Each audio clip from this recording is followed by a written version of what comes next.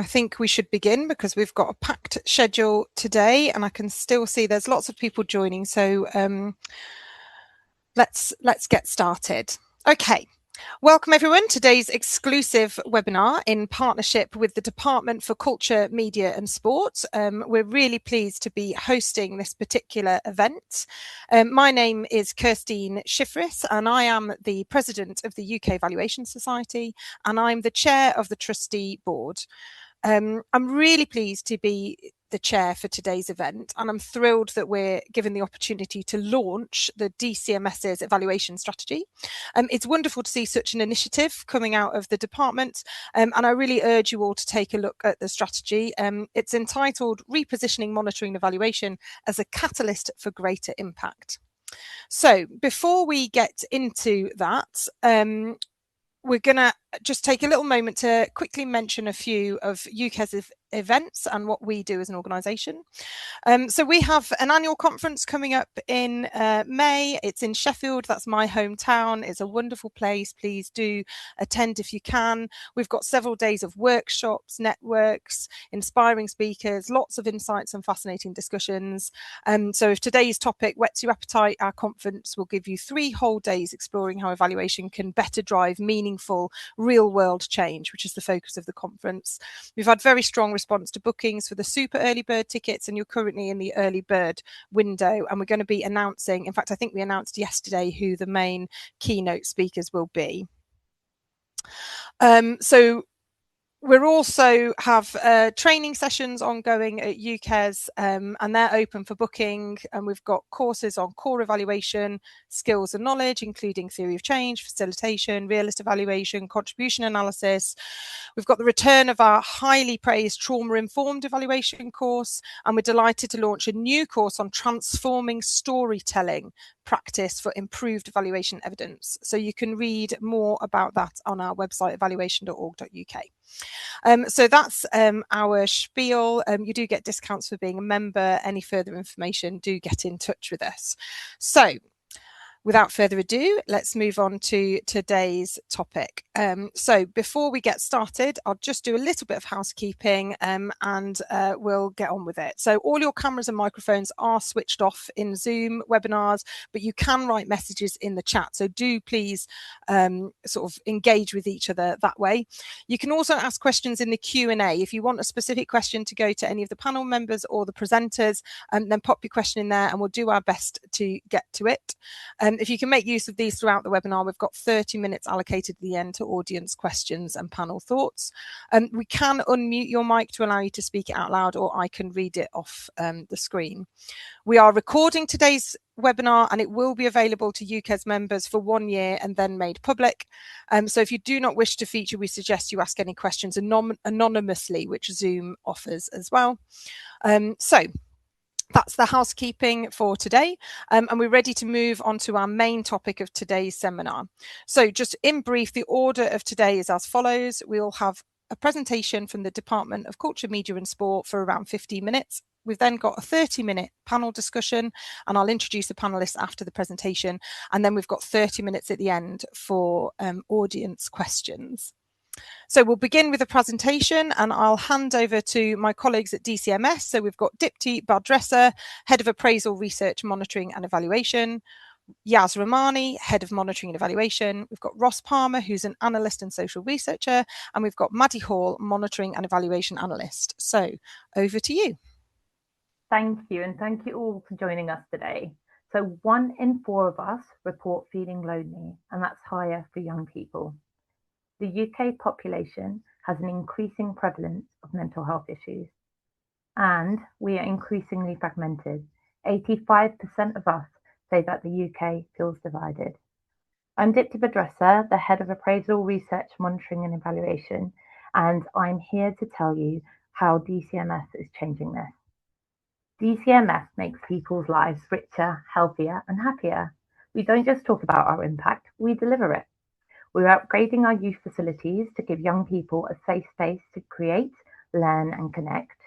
We host events like the Birmingham Commonwealth Games, which had a profound, lasting economic, over $1 billion pounds of economic contribution and positive societal impact. The Bradford City of Culture Programme 2025 has already reached over 3 million people, with 87,000 residents participating directly, leading to 70% of them feeling more connected to the community. All of this comes from the data we collect from monitoring and evaluation. DCMS also sponsors the BBC. Was anyone else fixated on traitors earlier this year? Or is anyone currently watching the Winter Olympics? Those moments where a whole nation is into a game show or cheering for an athlete is social cohesion in action. We support institutions that make those shared experiences possible. We understand, demonstrate, adjust and learn from our monitoring and evaluation.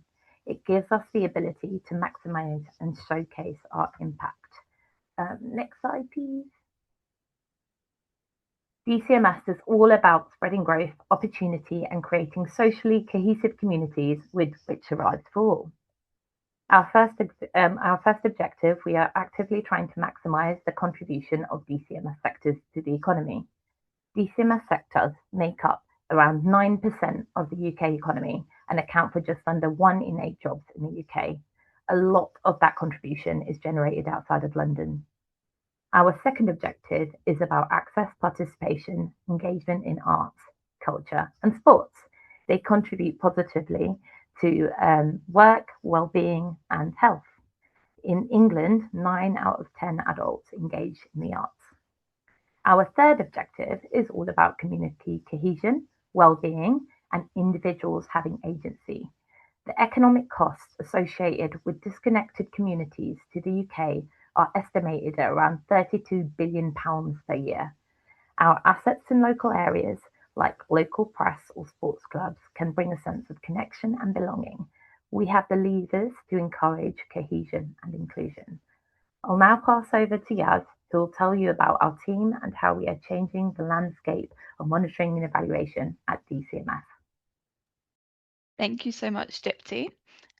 This is a brief slide just to showcase our team. We're a very compact team. So you've got myself as head of monitoring and evaluation, and then I'm supported by Ross Palmer and Maddie Hall. So a very small team trying to achieve a lot of ambition. I wanted to showcase an example of one of the evaluations that we've been working on. We can see that generating good evidence has proven to be influential in driving spending decisions. So for this programme, some of you might be familiar, but we are investing £300 million through the Multi-Grassroots Sports Facilities Programme to increase multi-sport participation and activity levels in grassroots facilities. And in particular, this is for deprived local authorities and also for women and girls. And with this example, we can see a really clear research question looking at whether the programme has created a significant and sustained increase in participation in facilities that have received funding. And so far, it's produced really great monitoring data. For example, we know the proportion of funding delivered outside of London and the South East, which has then informed ongoing implementation of the programme, rather than waiting until the end of the evaluation to think about learning. And this ongoing learning cycle that we've kind of created has allowed us to understand how we can adapt the programme to ensure we achieve intended impacts. So our journey began with our first published strategy in 2022, and this set our foundations for evaluation within the department. Our vision was to have a strong evaluation culture and build and maintain a robust evidence base. And the objectives were around prioritisation and proportionality in how we evaluate, operationalising monitoring and evaluation within our governance processes, capability building with our analysts, but also evidence building and ensuring learning is embedded into the policy cycle. And some of you might relate to these areas of focus. So they're not uncommon and don't necessarily have an expiry date. But we have made some really great achievements, such as developing an internal evaluation tracker, establishing a thriving evaluation community, and setting monitoring and evaluation requirements for all business cases and impact assessments. We have also delivered the Evaluation Task Force's Evaluation Training Academy to our analysts and policy professionals as well.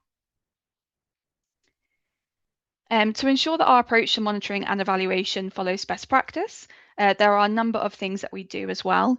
So this includes following Treasury guidance on evaluation and appraisal, ensuring our evaluations have proportionate monitoring and evaluation plans, and drawing upon external expertise as well.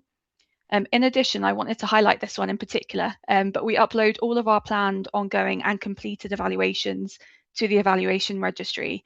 And this is a public-facing database of all government evaluations. If you're an arm's length body, I would really encourage you to upload your evaluations here. It's a great database of finding out what evaluations we are doing and what we can learn from as well. So when we're thinking about our new strategy, one of the key things that we really wanted to ensure it focused on was engagement. So creating a shared ownership and commitment within our department to the strategy, which was really key for us.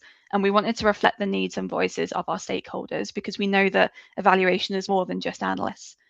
So we undertook engagement with over 40 stakeholders to understand what is going well, what is going less well, and where we should focus our efforts. And you can see on this slide that we engage with the Evaluation Task Force, the UK Evaluation Society, other departments, and a range of different grades and seniority within our department as well. And this led to our vision statement.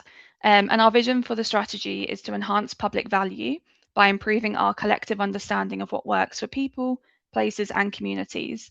And we will work collaboratively and closely with our arm's length bodies, ensuring interventions are designed and adapted using evidence. And one of the key changes following our original published strategy is recognising that our arm's length bodies play a significant role in delivering our interventions and generating our evidence base with us as well. We've developed some intended outcomes associated with that vision statement, and it is ambitious in seeking to achieve a number of outcomes, and this includes improving my own team's engagement with those outside of DCMS's analytical community, so thinking about policy and delivery professionals and our arm's length bodies. Producing more robust evaluations, so ensuring that these considerations take place at the start of the policy cycle. Ensuring our evidence aligns with our departmental strategic priorities. Undertaking proportionate monitoring and evaluation, improving the accessibility and dissemination of evidence. So really thinking more creatively about how we disseminate, but also ensure evidence is used as a learning tool within decision making. And finally, linking appraisal and evaluation to ensure that we compare what we predicted with what would happen with what actually happens in reality as well. Our new strategy has 3 objectives in achieving our outcomes. So one is thinking about embedding monitoring and evaluation more consistently into policy development and delivery. The second is thinking about how we strengthen the link between appraisal and evaluation, so what we predict will happen versus what will happen, and enhancing collaboration with our arm's length bodies to learn and share best practice across our entire departmental portfolio. I'm now going to hand over to my team to talk through some of these in a bit more detail. So over to you, Maddie, first. Thank you, Yaz. So as I'm sure many of you know, we all work in time-pressured environments. When deadlines are tight, M&E can sometimes feel like an add-on, but we want to emphasise that's exactly when it matters most. Monitoring and evaluation has many crucial uses that are relevant to all of us in DCMS and our ALBs. Firstly, we can use monitoring and evaluation before delivery to design smarter. The start of designing a policy or intervention can be complicated, requiring us to ask questions such as, who is this really for? What problem are we trying to change? And what does success look like? Monitoring and evaluation allows us to learn from an existing evidence base to inform the design and delivery of new policies, cemented in what works. In addition to our immediate sector evidence, we can also broaden our learning from wider evaluative evidence in related sectors, as well as making use of international evidence. Secondly, we can use M&E to adapt in real time. Great monitoring isn't about reporting at the end, it's about spotting problems while you can still do something about them. Whilst we design interventions with our best intentions at heart, there is always room for something unexpected to come up and affect our delivery and our outcomes. However, monitoring and evaluation can help you understand how your delivery is going in flight, therefore ensuring you are able to course correct if necessary to achieve good outcomes for the target population and value for money. Finally, we can use monitoring and evaluation to learn for next time when we build up a useful and reliable evidence base to refer to. For this first objective, we'll be delivering 2 activities, the first of which is co-developing training and tools with non-analytical teams, and the second promoting the use of robust monitoring frameworks. For the first, we don't just want to develop a template and then walk away to leave people. We want to co-develop this training and the tools with non-analysts based on what they actually need to design and deliver interventions well. For example, this may include learning about how to apply tools such as theories of change and logic models to design a new intervention. For the second activity, we also want to support our department and our ALBs in designing brilliant monitoring frameworks through the development of resources and guidance. This will allow them to improve how monitoring data is set up and used in order to enable more agile delivery, helping teams to adapt interventions in real time and ensure they achieve good outcomes. And now I will pass over to Ross in my team to talk about the second objective. Thank you, Maddie. So our second objective is strengthening the link between appraisal and evaluation. So usually we would undertake appraisal at the start within a business case to assess what we expect to happen. But we don't always go back to test whether those expectations were right. So like, for example, imagine like rolling out a vaccination without afterwards checking whether it worked, whether it was value for money, or if it actually maybe caused harm. We would never accept that in kind of like a health intervention perspective. But sometimes we don't fully test our own policy intervention in the same way.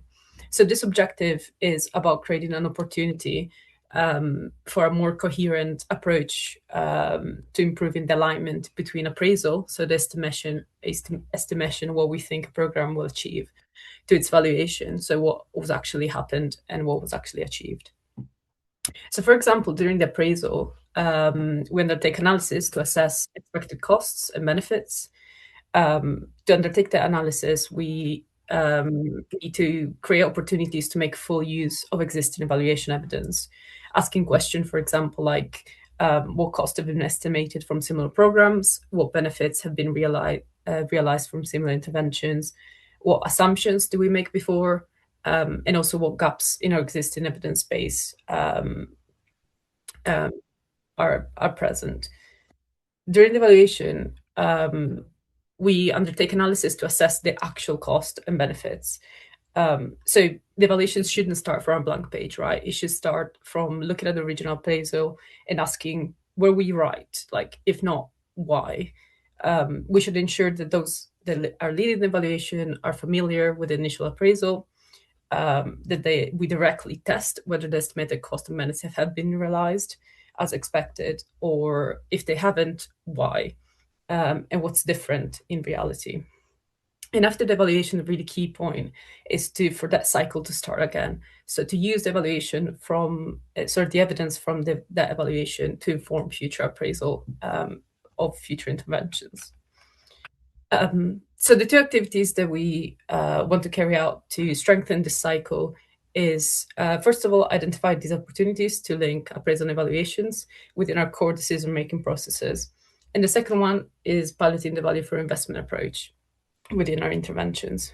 So the first one, for example, would include promoting these connections between writing business cases or impact assessments, and then creating like a handover process to make sure that the people running the evaluation have access to that appraisal and those assumptions and that process of evaluating our expected cost and benefits.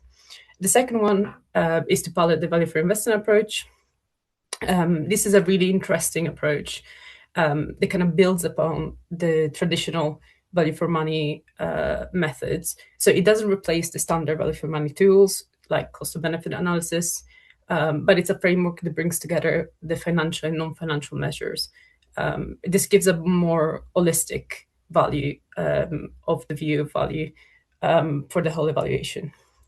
It is a tool that was recommended by the Evaluation Task Force, for example, which is a joint task force from the Cabinet Office and the Treasury. And it also has already been applied to great success in other government departments, such as the Ministry for Housing, Community and Local Government, and DEFRA as well.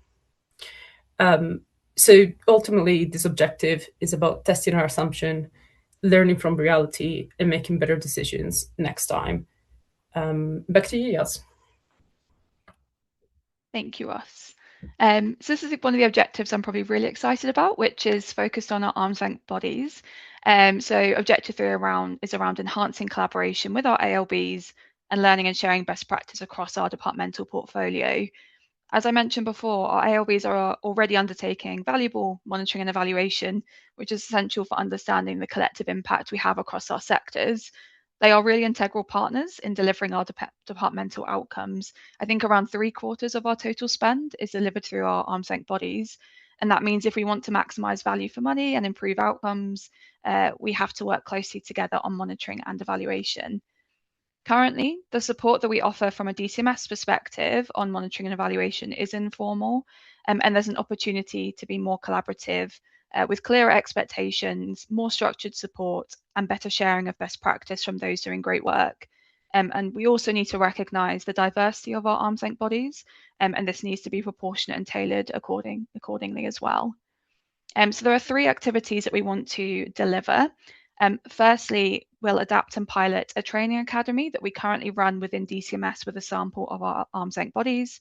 This will cover core evaluation skills and will aim to strengthen capability, clarify roles and responsibilities, and also improve how evaluative evidence is used. Secondly, we'll launch a quarterly forum for those working on monitoring and evaluation within arm's length bodies. And we really want this to be a supportive, collaborative space to share guidance, promote best practice, build capability, and work through common challenges together.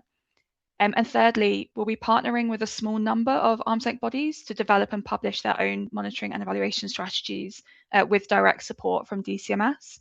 And guidance and light touch support will be available to all our arm's length bodies who would like to develop a strategy as well. So just to wrap up, I am really excited to have launched this strategy and to be officially launching it with the UK Evaluation Society. So far, we've had a really positive reaction to our ambitions, and a few of our arm's length bodies have reached out to us with interest and ideas for how we take some of this forward. If you would like to read our strategy in full, it has been published on gov.uk. And I think we're now moving on to what I think will be a really interesting panel discussion focused on some of the objectives within our strategy. But Kirstine, I don't know if we have time for any questions from people for now. Thanks, Yas. That was absolutely perfect timing. You've got bang on to 11:25, which is where I'd written down to end. So thank you very much. What we'll do is we'll move on to the panel discussion, if that's okay, Yas, and we'll bring you into the audience questions. Just so everyone's clear, there's a little widget at the bottom that says Q&A, and you can pop your questions in there. But the other thing that's really helpful for me, because we've already got quite a lot of questions coming through, is you can upvote the questions that you'd most like me to put to the panel and to the presenters as well. So do feel free to look through those and put a little thumbs up in it. But thank you so much, and you have our wholehearted support with your initiative at DCMS from the UK Evaluation Society. It's really great to see these things coming into play. So we're going to move now to 30 minutes of a panel discussion, and I'm really pleased to be able to introduce our panel members. We've got 2 panelists from DCMS. We've got Urvashi Parashar and Harman Sagar. So we've got the Director of Analysis and Chief Economist at the Department for Culture, Media and Sport. And we've got the Head of Cultural Analysis at DCMS as well. And then representing the ALBs, we've got Andrew Moeller, who is the Director of Research at the Arts Council England. And we have Tom Walters, who is the Deputy Director of Impact at the National Lottery Community Fund. So welcome to the panel discussion. I think what would be best is if we just start with a really broad question, and I maybe come out to the panelists just to kick things off. So I wondered about asking about the impact that we think evaluation might have. So how we actually use monitoring and evaluation evidence to adapt interventions and inform policy decisions. So what can we do to actually better encourage policy and delivery professionals towards a culture of what you might call curiosity, utilising monitoring and evaluation evidence as a learning opportunity, rather than that add-on that was discussed in the presentation? So Urvashi, hopefully I'm pronouncing your name right. Can I come to you first, please? Yeah, thank you, Kirstine, and thank you to the DCMS team for doing a superb job on the presentation. And thank you to everyone who has made time to dial in. I can see an impressive number of people here. So, I can give you a standard textbook answer. How can we have an impact? Just use evaluation more, and then you will have that impact. But actually, it's all about culture. It's all about accountability and ownership and having a skin in the game in evaluation. And I hope that some of the people who are listening in are the ones who fund evaluations and deliver and design policies, because that's where it all sits. That's where the demand for evaluation needs to happen. So not evaluators doing the wonderful job of doing all the right things, of collecting data and then publishing the reports, but actually every time a new policy needs to be designed, or we need to inform our ministers about a policy they're thinking of, the question needs to start there. And where have we done this before? What evidence do we have from our previous evaluations? How can we test and trial some of this if we don't have evidence? So I think that's where the impact starts to happen, really. And it's about creating that feedback loop. And a big, my particular role in the department as director of analysis is to make sure that that cultural shift happens, that we start to question. We have a department that is curious and also has a culture of inquiry. If things have not worked in this space, what can we do to better it? Where is the evidence? And if we haven't gathered that evidence, then how can we start? I would stop there, but just that's, I think, where we have successfully done this in some programs like grassroots facilities, and as part of the spending review, where we have extended or slightly changed the direction of some of these programs, we effectively used our previous evaluative evidence to do that. Thanks. Yeah, it's great to hear you talk about that culture of inquiry, and obviously the Department of Culture, Media and Sport. So I'm pleased that it's coming through there as well. But it is that culture of making sure people are willing to actually listen to the evidence and keep inquiring. Harry, did you want to come in on that? Yeah, no, I just thought I'd add a few more bits to that. So I think I totally agree with Avashi that the cultural change is one of the most important things. And it's, I think, when I was working in ALB that we focused more on. It was less about the technical side. It was more about actually getting in about the idea of doing evaluations and into the kind of way people thought.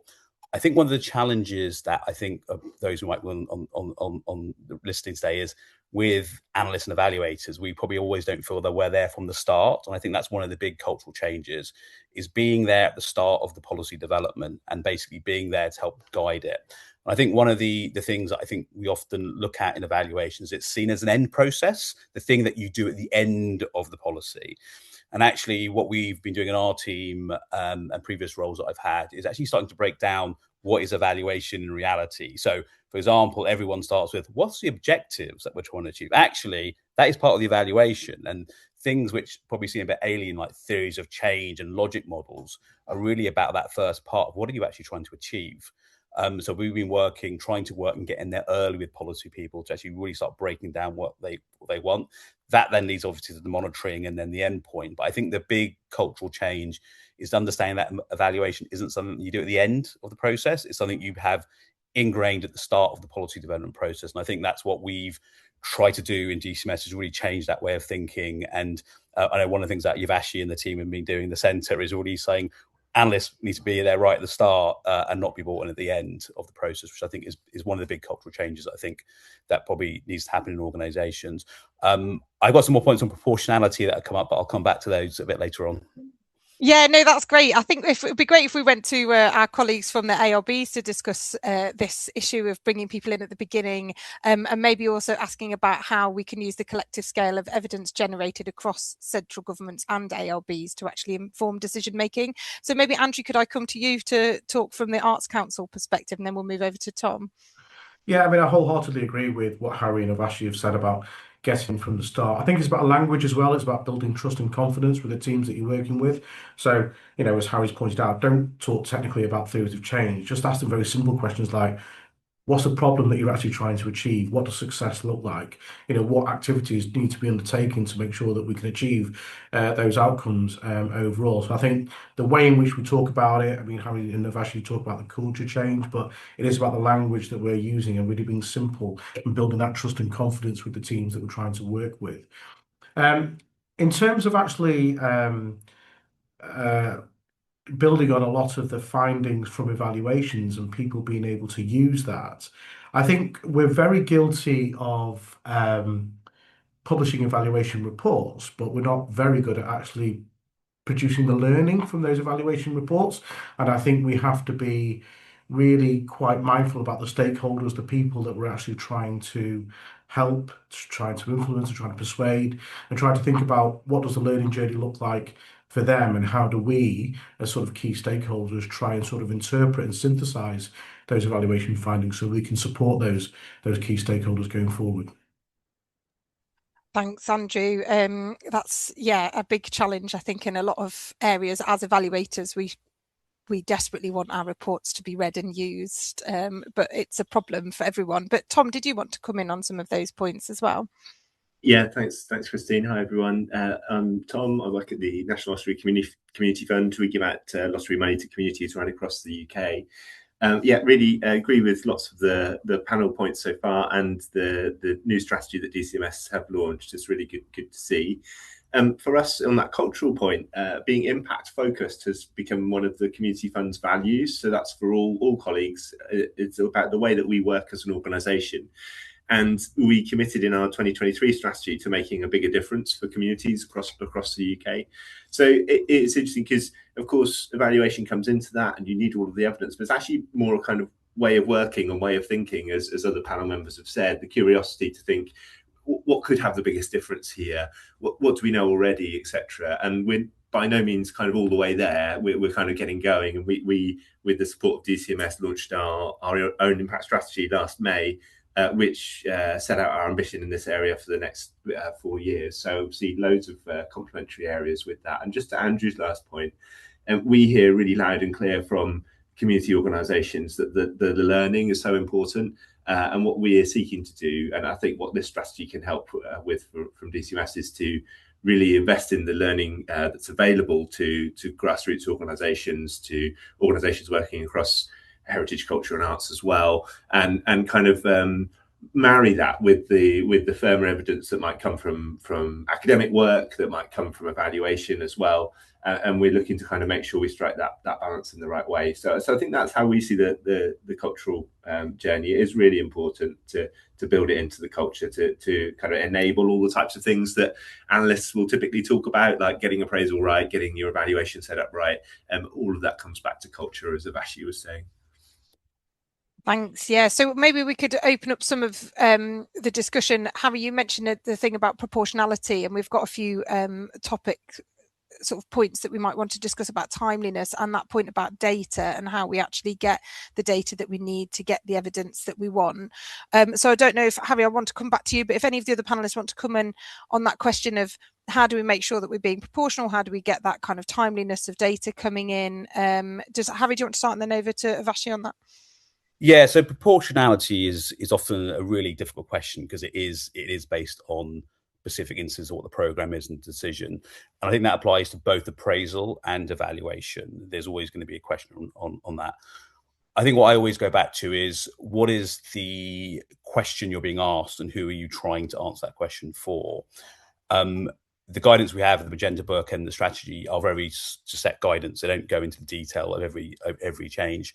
And often what we look at on evaluations is actually what's appropriate for the decision or the thing we want to impact on. So all the way to actually, we've got a specific program running at the moment where we actually focus on what is it that we want the evaluation to influence or impact on. Is it an internal decision or of learning, which it actually is, which is the most important thing for me for evaluations?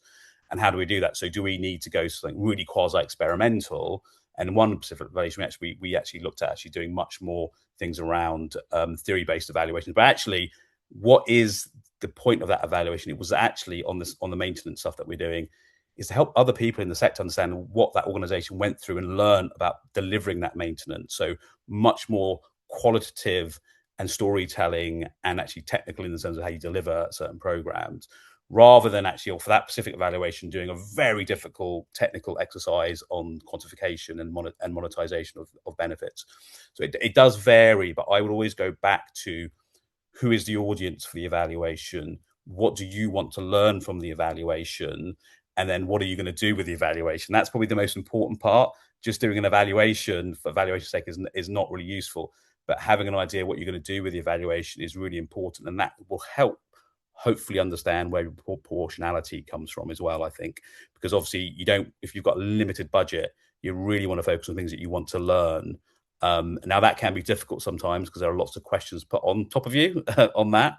And I think that's where you have to really work within the different techniques out there. And I don't want to go into the detail of those, but there are lots of different ways of doing that. And I think that's where obviously the Evaluation Society obviously can help, and the tools that you've got, because there are many different ways of approaching evaluation. So sorry, Uvashni, I'll let you come in on that as well, if you wanted to. Yeah, thanks. So look, the way I see it, and if you look at the headline figures of how little we tend to evaluate in terms of, government spending, any evaluation is better than no evaluation. So I think the first thing to understand and to work with, the collaboration between analysts, delivery partners, policymakers, and increasingly with beneficiaries, is to determine what, as Harry was saying, what do we want to evaluate? What's the objective? What do we need it for? And evaluation is a catchphrase, but actually it starts with good data and good monitoring data. So the first thing to understand is, what do we want to learn? How are we going to measure it? It could be as simple as how many people are walking through a new youth center that has been created, and what do they feel about it? Do we want to know that? And contextualized in the area where the youth center is. So I think it starts from answering some of the very basics, but equally at a macro level, looking at, proportionality also means if you have a program that is, a £1 billion pound program running over the next 5 years, you want to make sure you've got, the best evaluation going from day one, because that's a lot of public money. If you're talking about a £5 million evaluation that is devolved to a community, would you be as heavy-handed or as expansive as the 1 billion program? So those decisions are often made based on, the extent to which public money is involved. Sometimes those decisions are made on the basis of how new or novel or contentious a program is. So you want to make sure that you're doing the right things, even though it might not cost a lot of money. It could be a regulatory change. It could be legislative. So I think, the people, the stakeholders really must determine what's proportionality. There are obviously ready reckoners in terms of what's novel, contentious, and what's big or small. But ultimately, that we absolutely 100% support proportionality and getting everyone's views, especially people on the ground who will be collecting that data, and it can never be without any burden. So we would have to make sure they are involved in the process and shaping it and running it, and they want to learn from it as well. It's not just somebody sitting at the center or in Whitehall. But it's worth remembering that can never be the reason not to evaluate something. That, we should always try and find ways of deploying the vast suite of methods that we've created with the help of UK Evaluation Society, and use the best possible ones. Thanks. Yeah, it's really interesting thinking about that timeliness and the proportionality question, but also, bearing in mind the people who are on the front line who often have to collect the data that we're interested in. I wondered if I could come to Tom about this one, and just wanted to ask a question around about the balance between kind of robust long-term evaluation and the sort of short spending review cycles, because particularly in the kind of remit that we're working in here, we're often talking about quite long-term things like social cohesion, well-being, cultural capital. So I've come to you as the sort of National Lottery Funding Community Fund, and how do you balance the long-term aspirations of what you're trying to achieve with the kind of the way in which we currently set up funding cycles? Yeah, thanks, Kirstine. I think I've worked a bit on both, and I've worked with colleagues from DCMS, during COVID, where money needed to go out really quickly and so on. Those kind of responsive funds, and for very good reason. So I think that sometimes a program needs to be fast and short term, and other times it may get caught up in that more political cycle that this strategy is speaking to. It is a really difficult balancing act. I think that's the important thing to say. I think what we find as an arm's length body is sometimes there are opportunities for us to invest long term in places and in communities, and think about the outcomes that can come from that. The work that Big Local have done in the past, for example, really looking at targeted investment in communities. Some of our longer term evaluations, like a Better Start for families and young people. So I think there are some interventions that we've been able to support that can work across that longer term, and we can put learning and evaluation in place alongside those. But I think that political cycle is always there, and I think that's interesting where Avashi and the team here are talking about bringing appraisal and evaluation together. That seems really important, because when that cycle works quite fast, we need to be quite agile in thinking about what was the purpose of the intervention, what are we trying to do, what's the program trying to achieve, and how can we get feedback in more real time. So I think in support of this strategy, we're looking at the community fund to think about how do we get more evaluation into our practice, and how do we really bring that to bear against some of the programs and investments we can make over the longer term too. Thanks. Sorry, I lost my mute button there. Does anyone else want to come in on that point of the sort of balance between long-term aspirations and funding cycles? Can I come in here very quickly, and just to support Tom here? I think it's when we've just finished a spending review a few months ago, and when we have a comprehensive spending review, all evidence is thrown out there, right? It's we have to and go back to the lottery funds, for example, and the community funds do some great evaluation work, and that wouldn't be possible. We won't be able to synthesize all of it and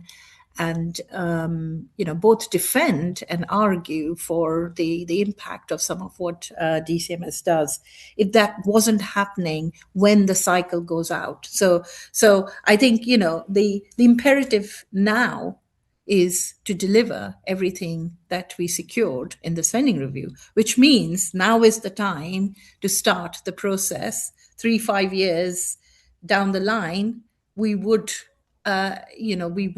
deploy those bits of research and evidence.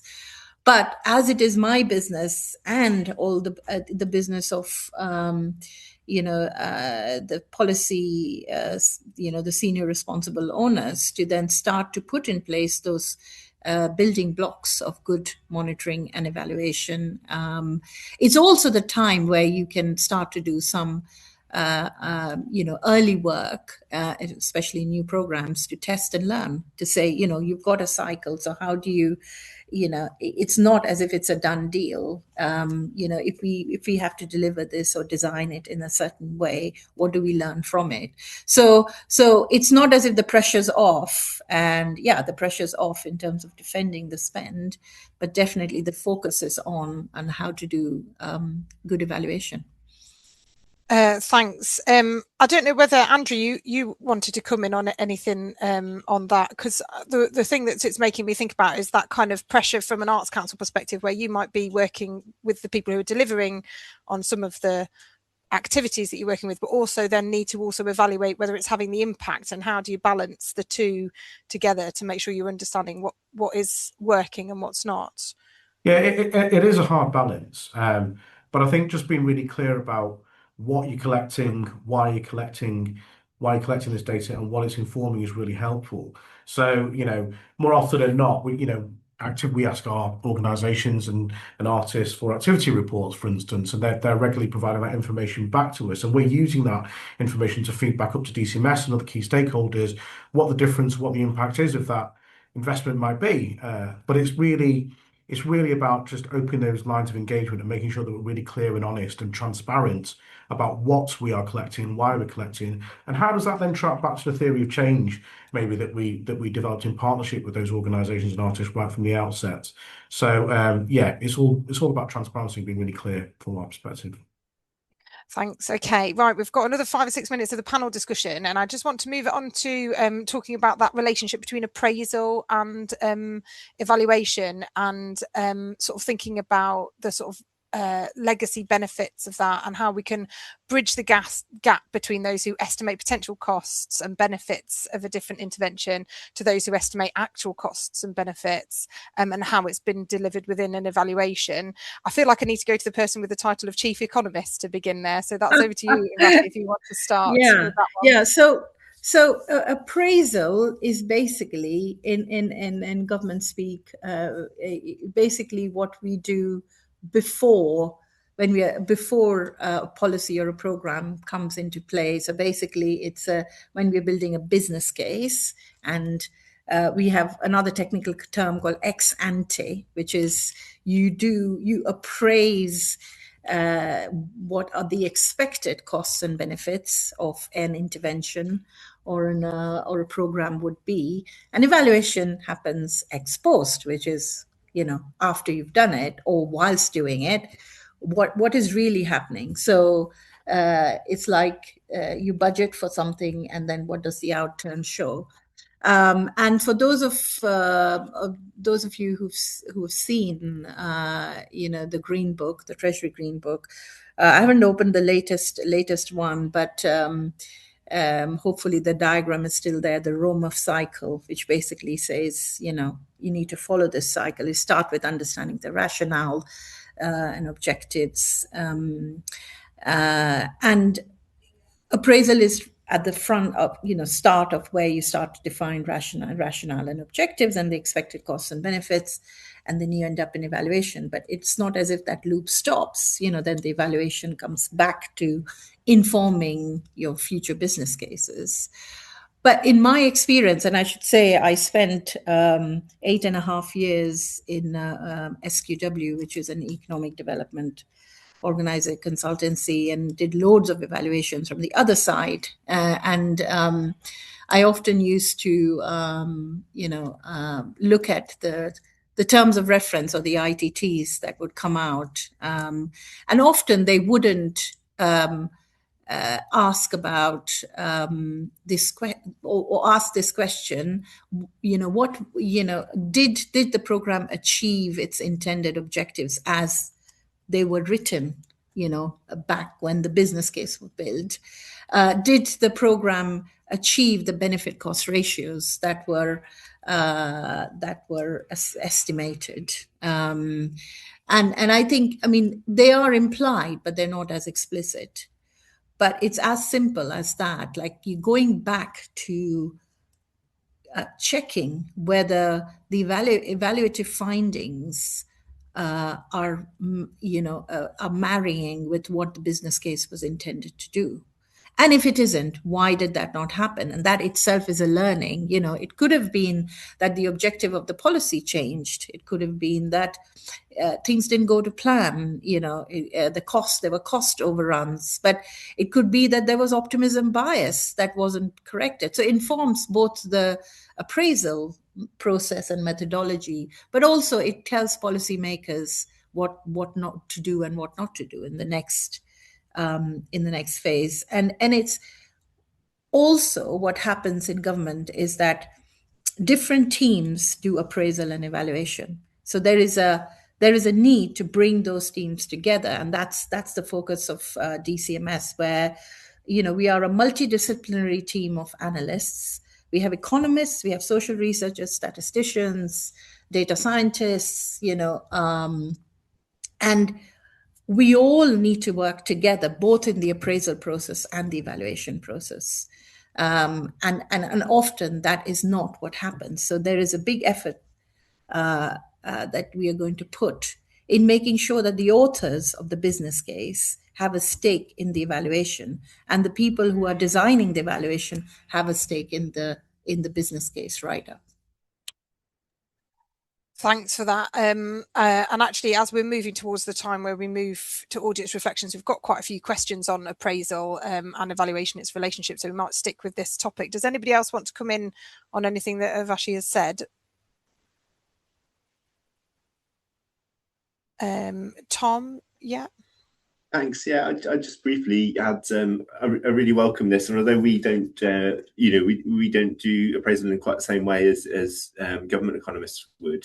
For us, it's about really keeping hold of the evidence of need for a programme that may be identified in the start. So two elements for us.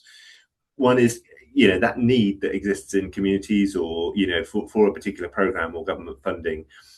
Keeping hold of that closely as you go into evaluation is important, and sometimes I do think that gets a bit lost. And I think the second area for us that we found really important is getting that organisational agreement on outcomes and having an outcomes framework that appraisal can point to. And we're again, on lots of these things, we're not fully there yet, but we have our missions framework, which helps guide all of the types of outcomes that we want to see across our funding, and that helps both with then the decision of how a kind of programme or intervention can look, but then also how communities can help us evaluate it and monitor it too.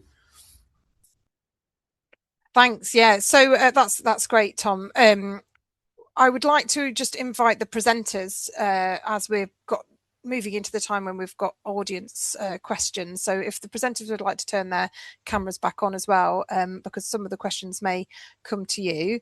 But thank you very much to the panel for that really interesting discussion and reflections on where we are when it comes to evaluation in this sort of sector or field. So just sticking a little bit with the appraisal cost benefit analysis kind of work, a few people have asked some questions about the difference between appraisal and evaluation, and I think we've probably covered that. It's a bit technical, but appraisal is forward looking, evaluation is backwards looking. Someone's going to tell me that that's too simplified, but that'll do for now. But the question that we've got here is that the new Green Book, now for those who do not work in the sort of government departments or ALBs, we've got a range of different books that we follow. I'm also a civil servant myself, and we've got the Magenta book, outlines evaluation, and then there's the Green Book, which I think is the policy book. I'm a relatively new civil servant, but I think that's right. But the Green Book places cost benefit analysis in a broader framework, but there is still a risk, this is a question from a participant, that economic approaches are at the top of the hierarchy of evidence. How will a broader set of evidence, e.g. from arts and humanities, be brought into evaluation, and will the value for investment approach facilitate this? Harry, you've got your hand up straight away. Yeah, I think so. I think in the new Green Book, what you're seeing, and those who read my article yesterday, I set this out a little bit more clearly. That, and I think so. I think in DCMS and ALBs, actually, we've never taken this approach, and actually, I don't think it was always clear in the Green Book, but it was underneath it. That actually, we are interested in things just beyond the benefit cost ratio, the wider evidence, whether it's qualitative or if it's just the data, or if it's stories and case studies. Obviously, with that comes the need to make sure that evidence is robust enough to kind of convince what the impact is of the programme. But I think we collectively have always looked at the wider evidence. Actually, every business case that we have obviously has the 5-case approach, but actually our economic cases are quite wide on bringing the evidence together. That may not feature in the cost-benefit analysis. So I think there is always that way that we've been doing it. And I think the Green Book that was published last week actually makes that a lot clearer. There's a nice diagram in there now, which kind of shows you what happens if you use or don't use certain types of evidence. And they're going to, although it doesn't go into the bars of evidence need, it does set out that we are fairly clear now. We do look at a balanced level as well. Having said that, and I'll put it on the side chat, there is obviously still a need to do your social cost benefit analysis to monetize those benefits. And that's what we're doing on the Cultural Heritage Capital Programme for culture, heritage and the creative industries. So there is a lot going on in this space, but I think I'd probably say has been a shift, and a probably more public shift, in terms of how we look at a broader set of evidence. It isn't just the social cost benefit analysis and the benefit cost ratio. Definitely hasn't been the case in DCMS, because there's a lot of benefits we can't actually value, and we're working towards that. So actually we do take a more holistic approach. We look at the evidence base, but I think this is something that we do in our business cases already, and more generally when we're looking at evidence on policies. But I think the Green Book changed last week, if anyone hasn't seen it, does make this a little bit clearer now, I think, and a bit more explicit in how you should use different types of evidence. Thanks, Harry. Okay, we're going to move on to some other questions that are a bit more practical for some of the participants.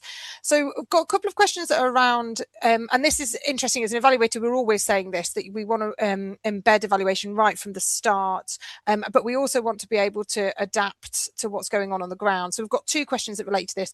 One is basically asking, do we have any advice on effective approaches to enable evaluation to allow for adaptation in real time? So we've talked about setting your stall out at the beginning, the outcomes framework and all of that, but how do we make sure that we evaluate that allows for that kind of changing real time kind of decision making? But then also someone's asking about the reality of when there are sort of potentially changing priorities and different political narratives going on. So what levers can you use to ensure that the evaluation can take account of that, and how do you ensure findings are not buried if they're sort of not favourable? So some challenging questions around sort of the practical aspects of it. But does anybody want to come in on either of those? Yeah, I mean, very quickly, in my experience, I think if you're gonna develop a theory of change from the outset, it's not a static document.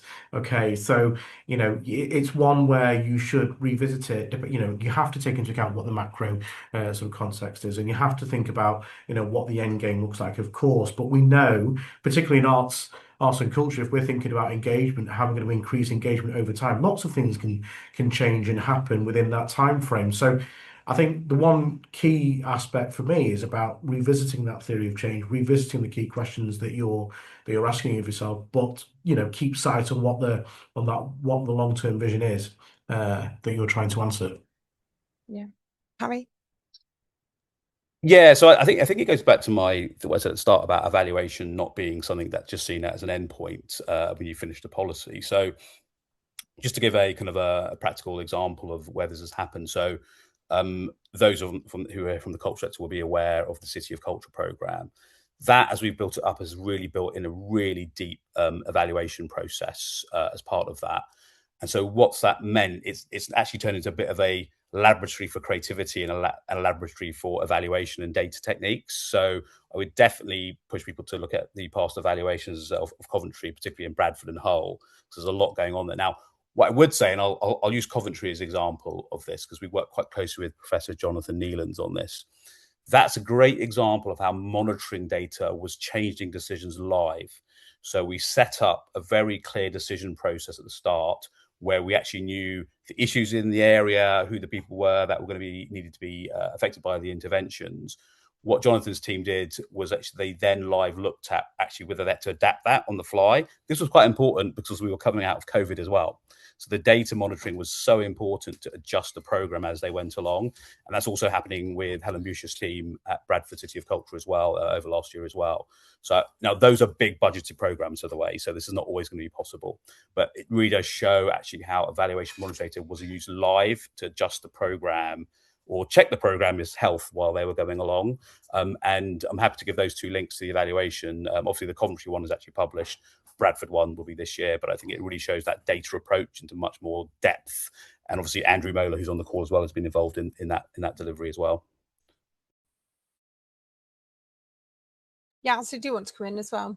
Yeah, I was just trying to think of something really practical as like a tool that could help. I think with the grassroots program that we use as a bit of a case study example in our slides, we piloted something called Evidence to Action workshop with that particular group. And what we wanted to do is think about more creative ways to disseminate evidence in addition to long reports that have a place and a purpose, but thinking about something a bit more creative. And what we did is the evaluation supply of that evaluation discussed some of the findings, but we had the policy team present, the DCMS analysts present, and some of the delivery partners involved.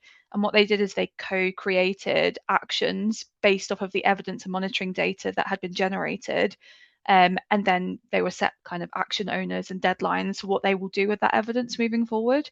And it just allowed a bit more collaboration and also accountability in how evidence is used in future. So it's just a tool, and we're going to try it with a few other programs as well in case people are interested in that sort of approach.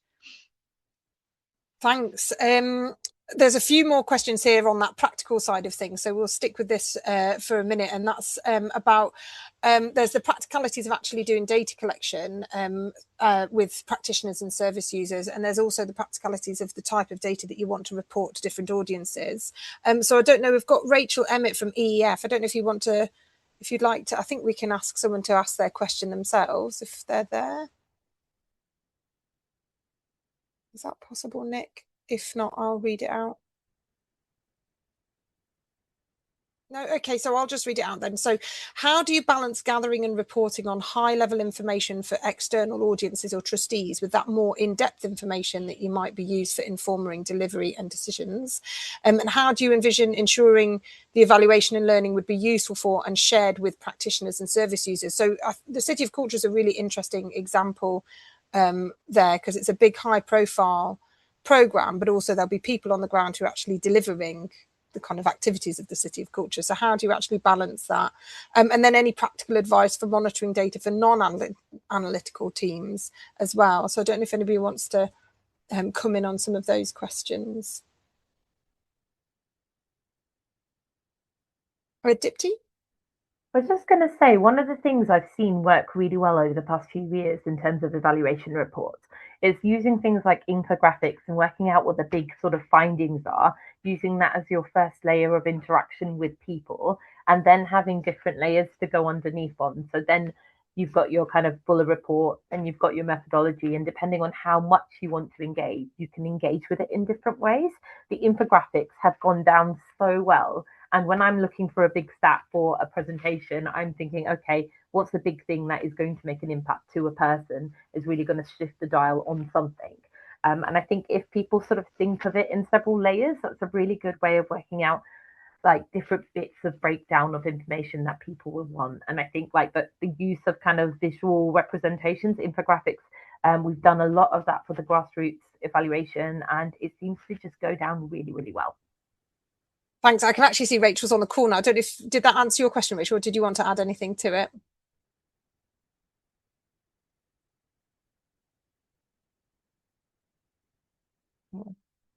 Don't know if it's possible. Oh, Rachel, do you want to add something and then we'll bring Tom in? No, thank you. That was really helpful to hear. Yeah, I think infographics are something that we thought about too, including dashboards, and then having these kind of deeper dives sometimes with staff and doing a bit of a storytelling of a particular project and bringing it to life.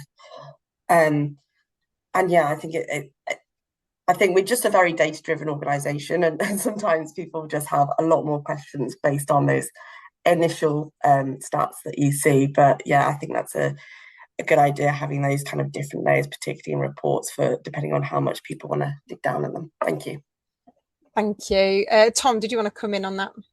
Yeah, just briefly, thanks, Rachel. I think it's a really good point about and something we've been looking at in terms of what we asked for, why, and how it's asked. So we're doing a piece of work on our end of grant reporting at the moment and how that's collected. But I think I always come back on this to working through the purpose of the data that's collected. So it can be for learning, it can be for accountability, or it can be for impact. And I think we always try and do better at making sure we're clear about how that balance is playing out for our grantees as a funder. But it probably also happens at a local level as well, within an organisation, where you may collect something different, present it differently. If it's for your board, you may need some information that's for ongoing learning, or you may want to look at impact, and those things are slightly different. I think where I've seen this work really well is where there's a nice overlap between what you need at a local level and in the organisation, and what we might need as a funder, or what we're encouraging you to collect. So I'm sure people will be familiar. There's lots of good stuff about that on the open and trusted grant making and the work that I've been doing. Thanks, Tom. Harry, did you want to come in? Yeah, I think one of the other things is I think we often think about just analysts or data people can demonstrate data. Actually, some of the work we've been doing recently, and Andrew, I think you'll see this when we worked with Bradford. They actually had artists in the room who were actually making an artistic impression of what the evaluation meant. And actually, one of the really interesting things, and hopefully this will come out in the final evaluation, is actually a lot of the evaluation was driven by the local community. So that meant changing the words that are used. So yes, there's a way of showing data, but actually the way you display the data to different groups has become really important, I think. And so I was actually I've never seen actually artists do that with evaluation before. And it'll be on there. I think something on the website will come out in the evaluation, but it was just really interesting about using different techniques. So dashboards are great, but not everyone likes a dashboard. So it's about thinking a bit laterally about actually what is it that people want, and who's your audience that you're trying to get to. And I've had this sort of other thing where like streams of data doesn't actually mean anything to people, but sometimes putting it in another way is probably a bit more interesting for them. But yeah, anyway, I'll pass on to, I think Yvashi's got a hand up. Hi, sorry if you can hear the loud horns. There's a protest just outside the window, so it's very, very loud. Even I can't hear myself. So just on that, we are trying to just encourage our policy colleagues and each other to adopt more participatory approaches to evaluation, because our outcomes are such that it almost demands that, we don't leave beneficiaries out of thinking coming up with the right outcomes, understanding what matters, what will make a difference. And for those of you who've seen the youth strategy, even the development of the strategy involved participatory approaches. So, and I know that the policy profession encourages adoption of participatory approaches. It happens a lot in some areas of social policy, but we tend to forget, the distinction we make between economic and social policy itself is kind of, not that true, but I think we should adopt across the piece. I just wanted to address this one comment. I know that people feel it, because I was also, as I said, I was one of those people who used to go and collect data and evaluate. So the comment is around the difficulties that people face on the ground, when we gold plate things from the top, the difficulties of, the bureaucracy, the burden, the duplication of effort. None of this is easy. I don't think that this strategy is not saying that, there is gold dust and magic. The magic happens from, setting our stall very clearly, but also working from, working with and through the people who are delivering programs and policies and who are affected by those programs and policies.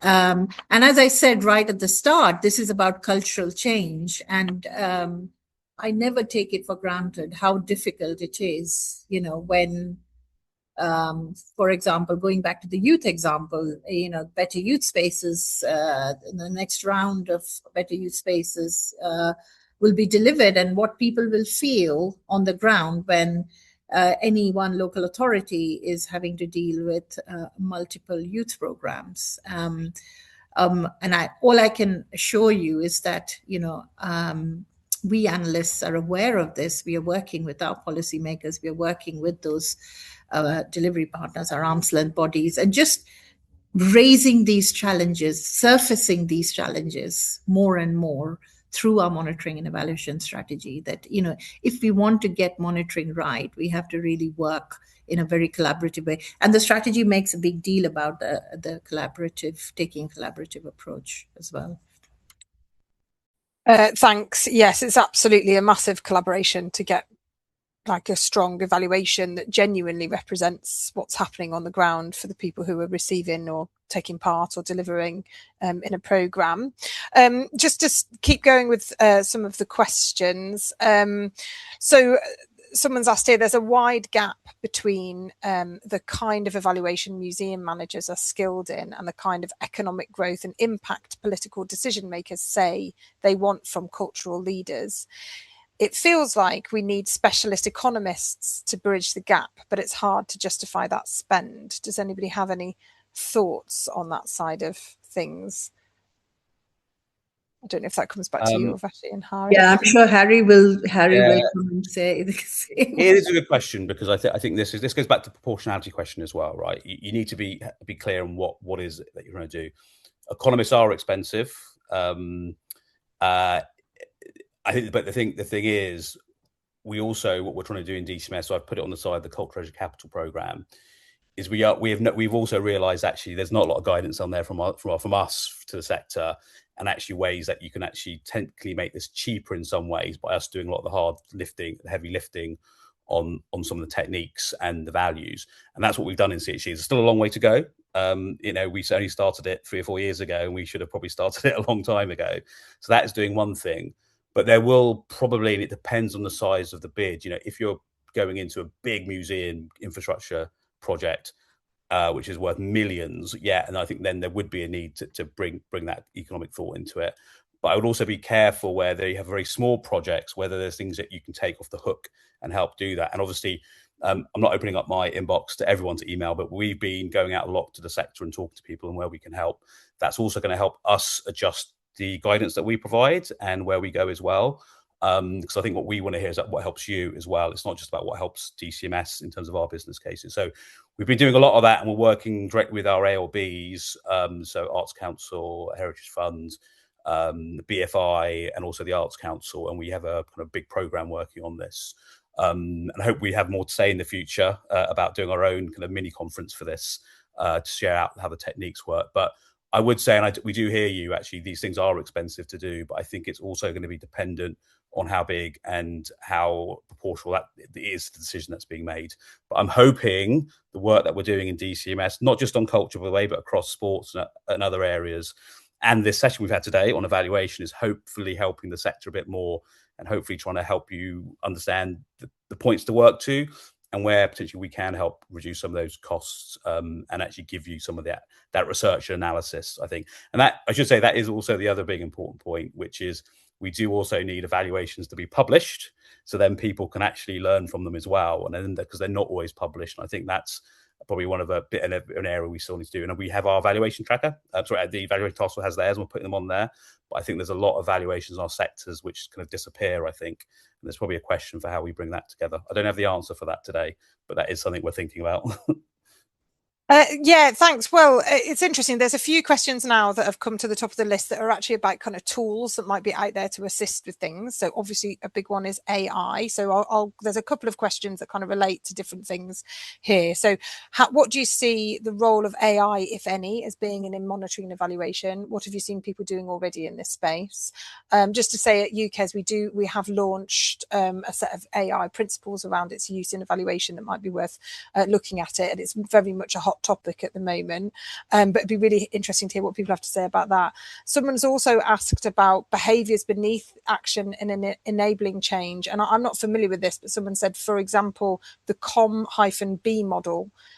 Interested to understand, you know, whether there's a models out there that are worth sort of drawing on, I guess, to help us understand the impact that we're having. And then if there's any tools and things that we can use to communicate evaluation findings. So I've kind of bunched a few questions in together, but really it's about what are the tools that are out there to help support this work that we'd say would be worth drawing on. I don't know if anybody would like to respond to anything on there. I'll start, and people can chip in. I think on AI, we're obviously looking to organizations such as yours, but also in government, we are thinking about the principles around both appraisal and evaluation, and the use of AI in evidence and analysis. This is a very evolving picture. I don't think any of us can claim we know the answers of what's best to do. This is about, but the overarching principle is that, responsible and safe use of AI as an enabler in what we are doing, and augmenting the ability of our ability to monitor and evaluate. So using it, remembering that it is a tool, and making sure that the human remains at the center of it. And I think that is what we are trying to do in government and in DCMS. And I know Yaz and Ross can say more about this and other things. On communication, now that is a big part of what I am specifically very passionate about, is that we do, we have an imperative to publish evaluations, but then we often forget about it. Like, we don't do anything with it. And so we have to go that extra mile in communicating and answering the so what questions, and really linking it back to why does it matter for decision makers, funders, and policy makers to know what we found in the evaluation, and how else can this inform taking a more strategic and big picture view. So communication and dissemination, and doing it in a compelling but simple way, which goes back to what other panelists have said about why did we do this in the first place? What were the objectives of the program? But not forgetting how important communication and dissemination is in completing the feedback loop that we were talking about earlier.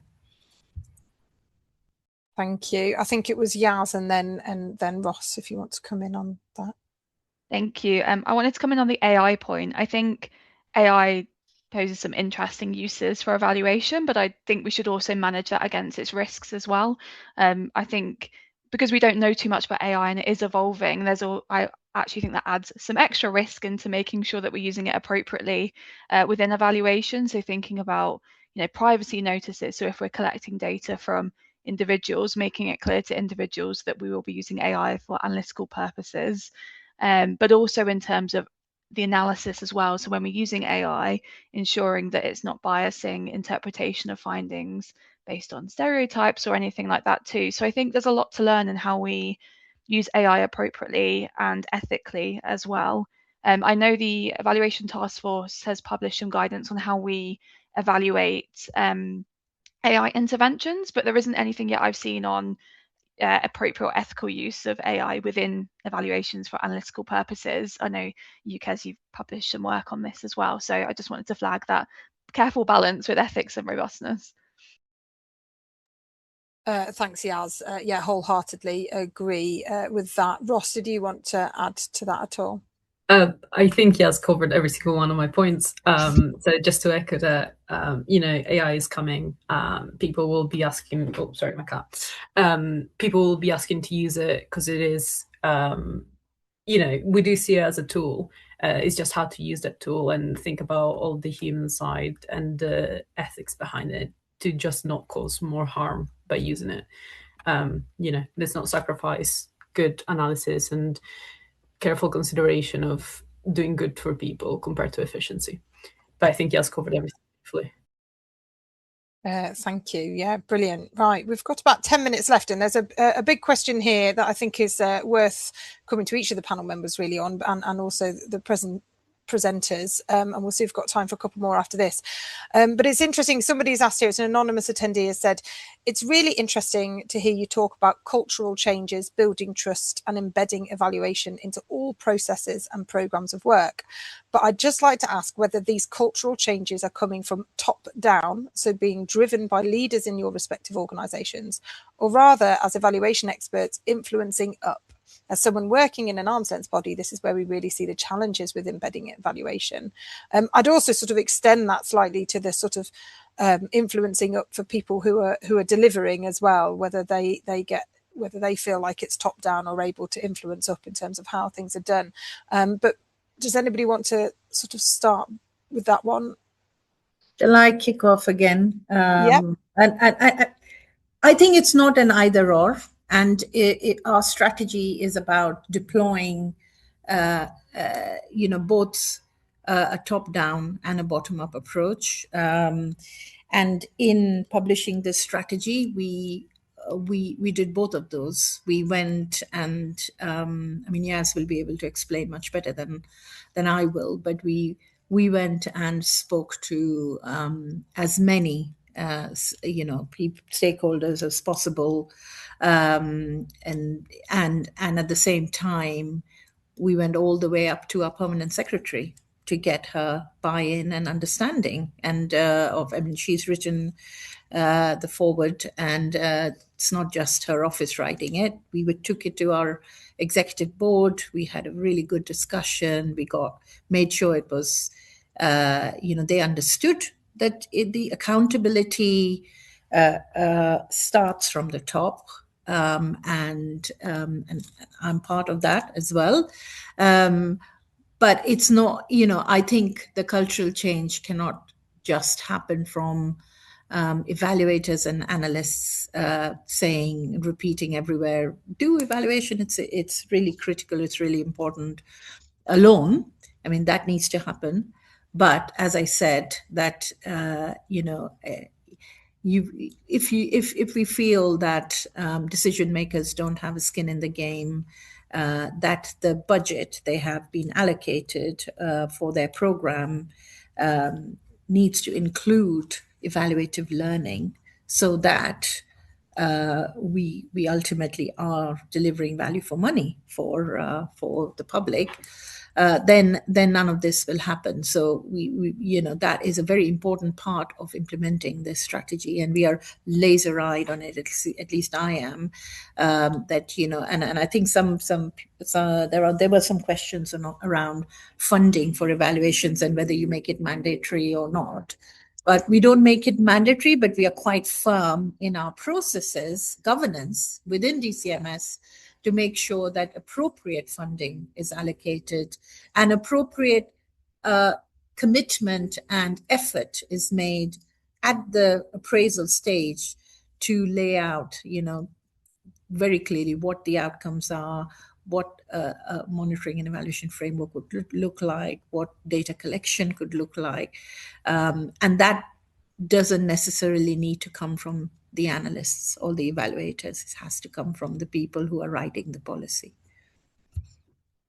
Thanks. Yeah, brilliant. Dipti, do you want to come in and then Harry?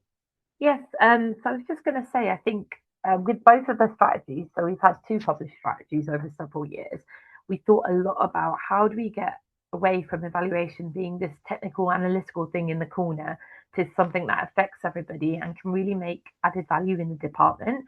So we went to policy directorates, got their feedback on what our drafts and strategies were. We spoke to finance, like we've literally got every profession in the department involved in some way, and really tried to sell why evaluation is important before then getting their opinions and trying to really engage them, so that when we then go up to our ministers, etc., to get all the sign-off when we publish it, it's something that everyone feels a part of. And I think that's a massive thing for culture change. Like, you can, get your seniors on board and they can tell everyone to do it. It won't mean anything unless people are convinced of its value and willing to change their behaviours. And one of the ways in which we did that was co-creation, getting people really involved from the start, trying to feed in as many views as possible, so it felt like everybody owned it in some way. The other thing I was going to say, we've talked quite a lot about proportionality through a lot of the questions. Thinking about how we can get people confident to do process evaluations with a little bit of analytical support, rather than needing to bring someone in to be able to do it for lower value, sort of lower information value added type programs, is also quite important. And that can help people feel like it's, again, not this massive analytical thing that they can't engage with, but something just about finding out how something is going, and the essence of that and getting information from that can really add value. Thanks, Dipti. We've got 4 minutes left, so Harry, over to you, and then we'll wrap up. Yeah, so just to kind of touch on some of the points that Dipti and Avashi made. So I was lucky enough to be head economist at the BFI, and hopefully they don't mind me sharing this example. So when I got there wasn't really an evaluation approach. There were evaluations, wasn't an approach. But to change that culture, I actually worked with the CEO, Amanda Neville, and some of the board members. And that was quite powerful, because as Dipti said, I first had to set out like why they would benefit from taking that approach and actually evaluating proposals. And that was quite a journey. And I think one of the things that we've said it without this, I didn't use this in a way of you must do an evaluation because it's mandated. I set out that you do evaluation because this is what it'll help you with from a macro to a micro level. And that was really successful. But having that buy-in was fantastic. And then not to blow Avashi's trumpet, but having a director of analysis in DCMS has been massively important for us, I think, because it now means we do have someone at the very senior level coming in and actually able to champion us as analysts across the department. Not always easy in most organizations, hence why at the BFI I went straight with work with the CEO and work with them. And I think once you set out how it will benefit them, things move quite quickly, by the way, on that, I found. So I think that's one way to do it. And that's not always going to be easy in every organization, I think, because there are lots of other priorities that go on. So what I showed is those priorities will be impacted by not doing it. So doing it would make those priorities much clearer and more impactful. So yeah, but it varies in every organization, as you all know. I think it's not one size fits all, but that senior buy-in, I think, has always been really important. Thanks, Harry. And just with just a couple of minutes left, I just want to give Tom and Andrew just a chance to come back in on anything, just to make sure that the ALBs have been represented effectively in the conversation. Is there anything else you'd like to say, Andrew? Yeah, I mean, just in terms of the culture, I think if we could remove this sort of fear culture that M&E is actually about judging rather than learning. So yes, allow people to make mistakes, allow people to sort of take risks. And yeah, they might fail, but they're really stepping stones for better decisions in the future. So I think we need to remove this whole stigma about M&E being about judging. It really is about learning. Couldn't have said it better myself. Thank you, Andrew. Absolutely. Tom, do you want to say anything? Yeah, thanks. I agree with so much of it in the discussion. I think DCMS strategy really helps us in this way. We do have that senior level buy-in. Our chief executive Dave is really kind of a champion of impact, and we have David Halpin advising our board as well as a real kind of champion of impact. And we've got lots of public commitments.